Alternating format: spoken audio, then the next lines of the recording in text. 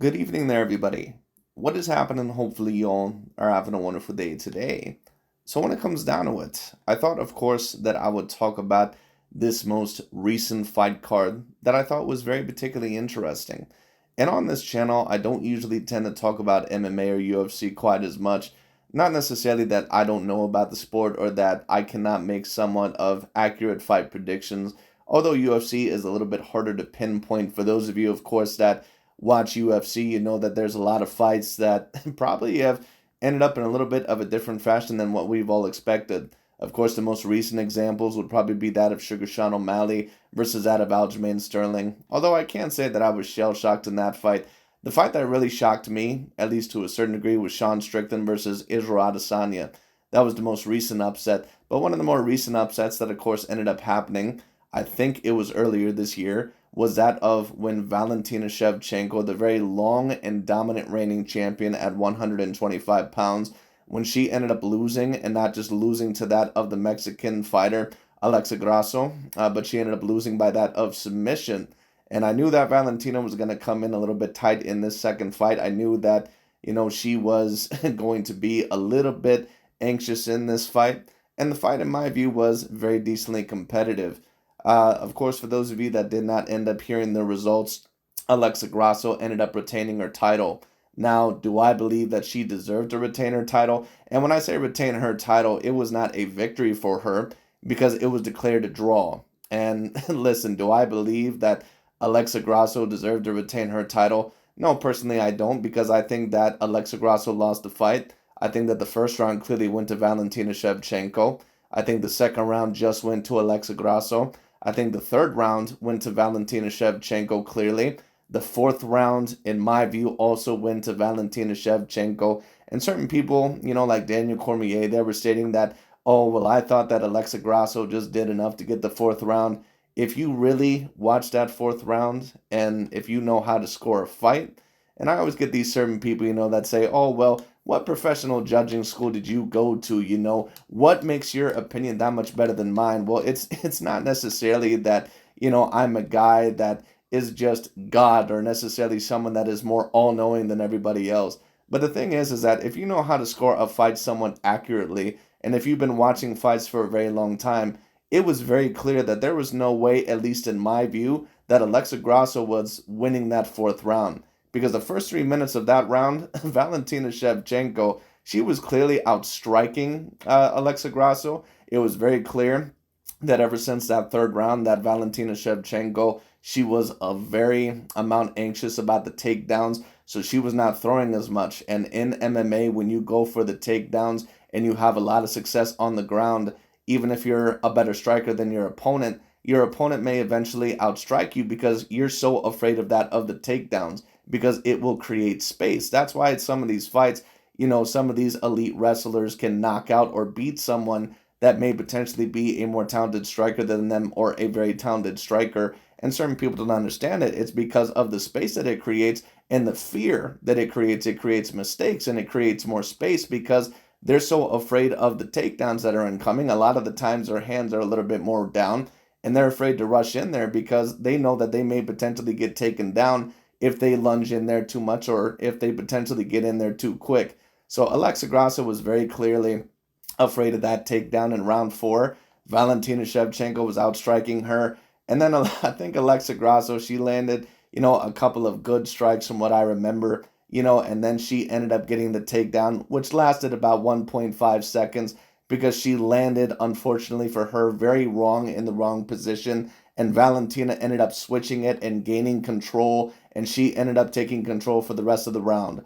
Just in my personal view, if you know how to judge a fight, there's no way that Alexa Grasso wins that fourth round. Now, the fifth round was going to Valentina Shevchenko, but of course, in the final minute, Alexa Grasso was able to take her down, and she was almost, at least a couple times, almost able to pull off the submission, just like she had within the past fight.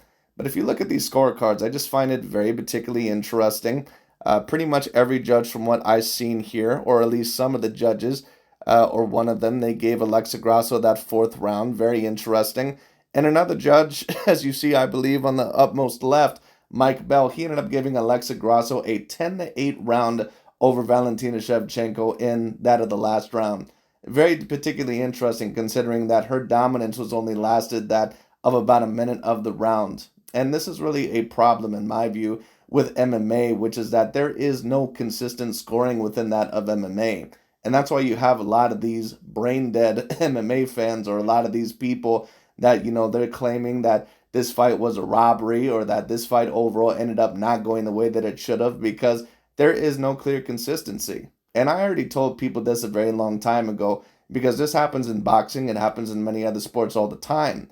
And I've said this many, many times. Dana White more than likely will probably have a slight hand with how the judging works. It just is what it is. Oscar De La Hoya has had hands in what the judging has done within his boxing fights, and other promoters have had it.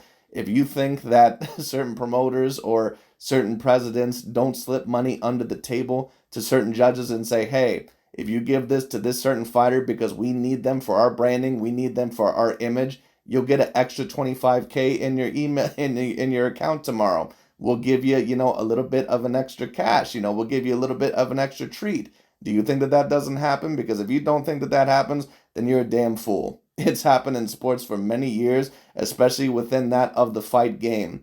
And at the end of the day, I can't say that this is the biggest robbery that I've ever seen. I'm not going to say that it was necessarily a huge robbery, but in my view, it was clearly the wrong decision, because there was no way that Alexa Grasso deserved a 10-8 round in the fifth round, and no way in hell did she at all deserve that of the fourth round. It just is what it is, because Valentina Shevchenko, she was in that of complete control. But once again, this is a lesson to a certain amount of fighters. Know who you are. You have to know when you're the A side. You have to know when you're the B side. She was not the A side of this fight, talking about Valentina Shevchenko. You were facing a girl that was much younger than you, prettier than you, if we're going to go there, and a girl that also is that of Mexican descent. Why would they give you the decision when you're a girl that never really attracted that many fans in the first place? Don't get me wrong, I'm not saying that she does not have a little bit of a fan base, but you're not beating that Mexican fan base. That Mexican fan base is very vibrant and it is very real. No matter what sport it is, the Mexicans are going to show out for their own people. And on top of that, Alexa Grasso, she's a very somewhat attractive female, at least for that of a female MMA fighter. On top of that, Valentina Shevchenko is 35 years old. Why the hell would they want to give you the fight when you're way older than this girl? Your time is pretty much already running up when it comes down to it. And on top of that, this girl is more marketable than you with her heritage. And on top of that, she's a little bit prettier than you when it comes down to it. Dana White can market her in more of a multitude of ways. And I've been saying this for a while, that when it comes to certain fights, yes, Dana White, I have no doubt about it, probably at times says, listen, we need Sugar Sean O'Malley, or, we need Alexa Grasso, or we need, this girl or this guy to be the next thing for us to grow that of the UFC, or to be the next star. This girl, yeah, she was a great fighter once upon a time, but she's on the time clock. She's 35 years old. We need to worry about the next 5, 7 to 10 years of the sport. So if the fight is really close, don't make it look like a major robbery, but if the fight is really close, and if you can get away with it, and if you, maybe score a 10-8 round for Alexa Grasso, or if you maybe score a little bit more rounds for Alexa Grasso, if it looks really close, and make it look like an accident, or make it look like something that, is plausible, you're going to get a little bit of extra money within your account next week. Do I believe that that happens? Absolutely. No doubt about it. I believe that that happened a little bit with the Sugar Sean O'Malley and Petr Yan fight. I think that it happened with Paddy Pimblett and his most recent fight against that one fighter. No doubt about it. Robberies happen within that of the UFC too. And Dana White is still looking for some of the stars that are going to be that of the next 5 to 10 years of the UFC. He's looking at Alexa Grasso for that division. Once again, she's Mexican. The Mexicans are going to show out. They have a great amount of Mexican fans, no matter what the sport is. When it comes down to it, once again, on top of that, she's younger than you and she's prettier than you. She's a better looker than you, according to that of most people. So Dana White knows that she can market her in a better way. So at the end of the day, I do have to blame this also a little bit on Shevchenko, because Shevchenko, in order to win this fight, and I said the same thing to Vasily Lomachenko, or about Vasily Lomachenko heading into that of the Devin Haney fight. You're 35 years old. You're Eastern European. They're not going to give you a fight, even if you think you deserve to win it, unless you completely dominate it at least 8 rounds to 4.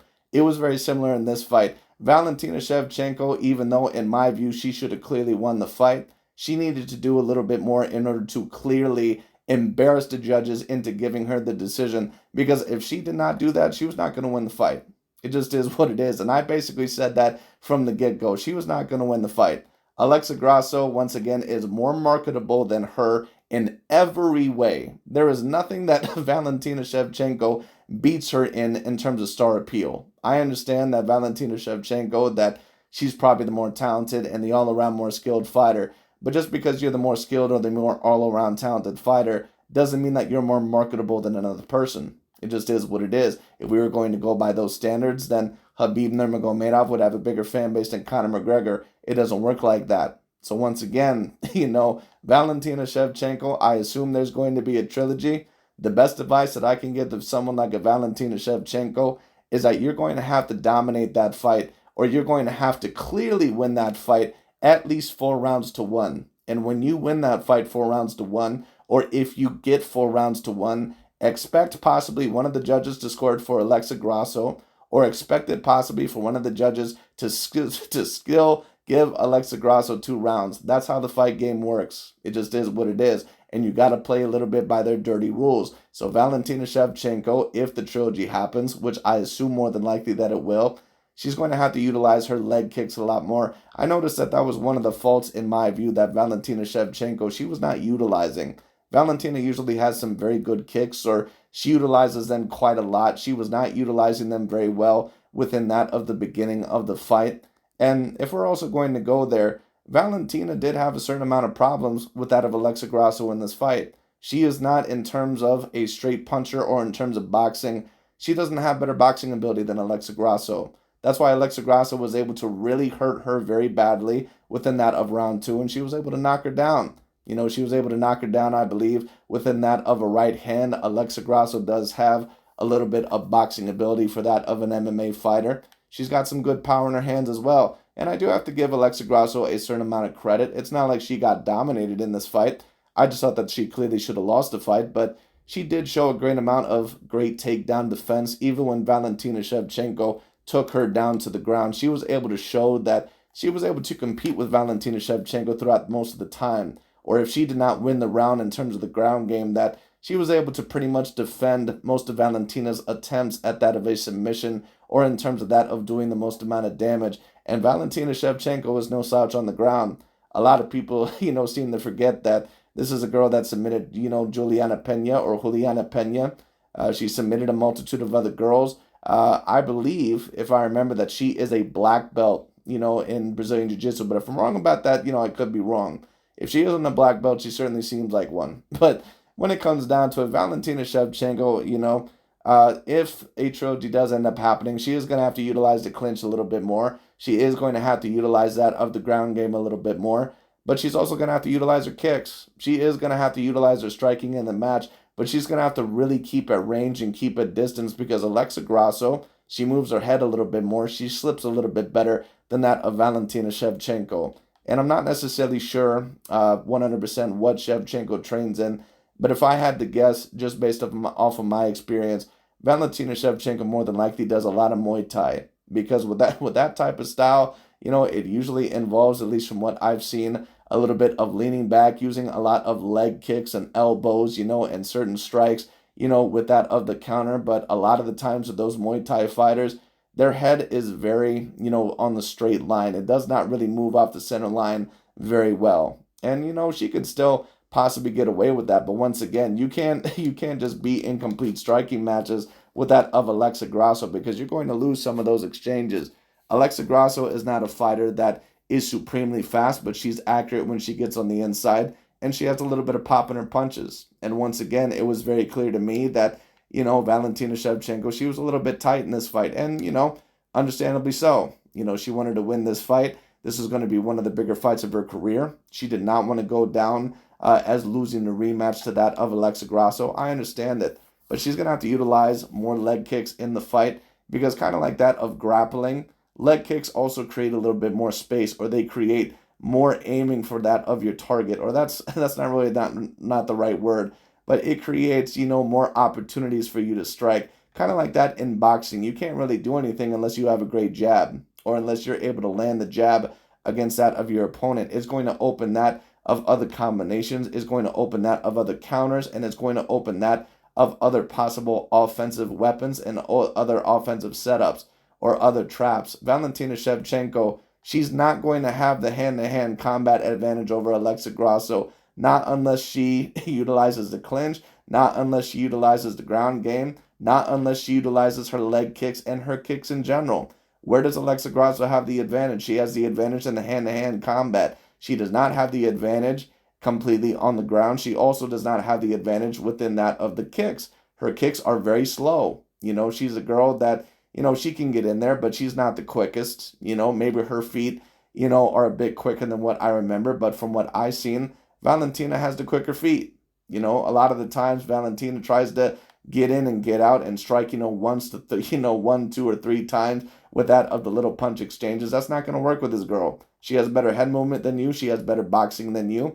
So she can possibly hurt you really badly, and she could potentially knock you out. You have to be very careful. So Valentina, she cannot get in the trilogy with this girl and just completely expect to outbox her. That's not going to happen, because Alexa Grasso has a better striking ability than what she does. And if she does not utilize the kicks, if she does not utilize that of the legwork within that of the trilogy, she's not going to win the trilogy, because she needs to utilize something, because she's also not going to be able to just go for the clinches or the takedowns the whole entire time. At least I highly doubt it within that of a trilogy, and not utilize a multitude of game plans. She's going to have to utilize a multitude of things within that of the trilogy fight, because Alexa Grasso was able to show her that she was at least somewhat competitive with her in terms of the grappling and in terms of that of the wrestling. She was competitive with her within most of those exchanges, or the jiu-jitsu, whatever she used, looked a little bit more jiu-jitsu to me. But when it came down to it, she was able to compete with her very well within that of the grappling. She was able to compete with her very well in terms of her jiu-jitsu. She was able to compete with her very decently well within that of round two. Even though she did not have the advantage on the ground, she still got the knockdown and hurt her very badly earlier on. And she was able to get some good strikes off of her back in round two. In round four, she tried to get the takedown. She did get the takedown, but she didn't have lasting control, because once again, she lost the position. And once again, when you talk about UFC scorecards, it's always all over the place depending on the fighter that they end up liking. And don't get me wrong, boxing is very similar, a lot of the times. Once again, that's just the fight game. But when it comes down to it, once again, isn't it very interesting that, one of the judges, I believe, scored the fourth round for that of Alexa Grasso when it came down to it, and allegedly, if you get a takedown, but it doesn't last, or, you don't have the dominant position, that's not really supposed to count that much because you didn't have that much control. All of a sudden it counts depending on the fighter. So once again, MMA scoring is very inconsistent, and that's why a lot of people, a lot of MMA fans, they don't know how to score a fight themselves, because, a lot of MMA scoring, it's very inconsistent, and don't get me wrong, boxing has a lot of robberies, but it's even a little bit more consistent than what UFC is. UFC almost doesn't know how to consistently score a fight, and that's a little bit of an issue. So they almost might have to come up with a little bit more of a rule book, but we'll see what ends up happening with that. We'll see. But anyways, when it comes down to it, very good fight. I thought that it was a great fight. Very interesting fight. Do I believe that Grasso deserved to get a draw? No, I thought that she lost at least 3-2. It is what it is. But, once again, this will be a lesson, hopefully, to Valentina Shevchenko in the third fight, that you're going to have to dominate this girl. You're not just going to go in there and, possibly win 3-2, and, there may not possibly be a robbery, or they may not possibly give it to her. Once again, Dana White and the UFC, they're going to be looking to give it to her for whatever reason possible. This is a girl that is more marketable than you in every single way. Every single way, in terms of looks, in terms of age, in terms of heritage, every single way. There is nothing that Valentina Shevchenko has that makes her more marketable than that of Alexa Grasso. Of course, you might talk about knockouts, or maybe entertainment-wise if you want to talk about it. But, Dana White knows that more people are going to identify or watch Alexa Grasso than what they probably are with that of Valentina Shevchenko, because he knows that Mexican fan base, that it's a very vibrant and it's a very, very, very large fan base. Anytime that you attract a Mexican fan base, you might potentially get hundreds of thousands to millions of fans, just potentially within that of a very short amount of time. So once again, Valentina Shevchenko, if you're going to win that third fight, you're going to have to dominate Alexa Grasso, or you're going to have to clearly win at the very least 4 rounds to 1. At the very least, because if you win possibly even 3 rounds to 2, unless it's the most dominant 3 rounds to 2 that anyone has ever seen, you're not going to get that decision. It just is what it is. But anyways, that was pretty much my thoughts on it. Once again, I thought that it was a very entertaining fight. I think that's, both fighters have their certain advantages. And it's going to be very interesting to see if there is a trilogy and what adjustments can be made. Because Alexa Grasso, she's going to have to watch out for the leg work probably within that, of the third fight. She's also going to have to do a little bit better defending the clinch and defending the takedowns. If she can do that, she probably will win the fight. Because even though Valentina Shevchenko, even though she's a very good striker, her head is a little bit stiff and does not move off the center line very well. And that's been a main problem with a lot of MMA fighters, but especially Muay Thai fighters. And you can tell once again that Valentina Shevchenko, she more than likely has a decent amount of Muay Thai within her style. Because it's, it's a very effective style and it's a great martial art, but it also can make your head very stiff. It just is what it is. So once again, Valentina Shevchenko, if she does strike with Grasso, she's going to have to get in and get out. She cannot stay in the range for too long because she is a better mover than you in terms of the head movement. And she has better boxing ability than you. And she can hurt you. This is not a girl that, just can't punch when it comes down to this. Is a girl that can truly compete with you and probably beat you in terms of that of the hand-to-hand combat. So Valentina Shevchenko, once again, she's going to have to utilize the leg kicks. She's going to have to utilize the clinch. She's going to have to try to bully her in the clinch, get knees and foot stomps up against the cage potentially, and then you're going to have to try to take her down to the ground and drown her. And don't make as many mistakes as what you did within that of this fight. It may not be necessarily that Valentina was as mistake-prone as what certain people think. It just may be that Alexa Grasso, that she got significantly better on the ground, or that she's a lot better on the ground than what certain people thought. She did submit Valentina Shevchenko within that of the first fight. And once again, I was decently impressed that she was able to compete with her throughout the majority of the grappling within this fight. She was never in super, super huge danger of getting submitted within this fight. There was a couple of times where, Valentina, you can say that maybe she came semi-close, but there was never a time where I thought that, Alexa Grasso was actually going to get submitted, like possibly what Valentina was going to within that of the 5th round. So once again, very interesting fight. Very interesting fight. Do I believe that, Valentina Shevchenko should have won the fight? Yes, I do. But it is what it is. Once again, Alexa Grasso is more marketable than Valentina Shevchenko in every single way. So we'll see what happens next. But I would love to see a trilogy between these two girls. I was very excited to see this fight. It pretty much lived up to that of the fireworks. Of course, unfortunately, it ended in a little bit of a controversial way.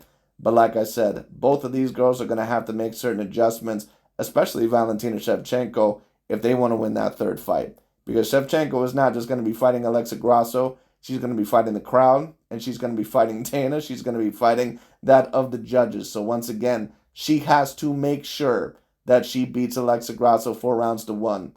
Period. It just is what it is. But anyways, that's pretty much about it for today. I just thought that I would talk about that very interesting fight. One of the better women's fights, certainly within that of UFC history. At least this little, 2 fights that have ended up happening. Hopefully, there is a trilogy. And who knows, maybe there'll be a 4th fight as well. We'll see. But anyways, that's pretty much about it for today. Thank you so much for watching. I'll talk to y'all later, and we'll see where this goes.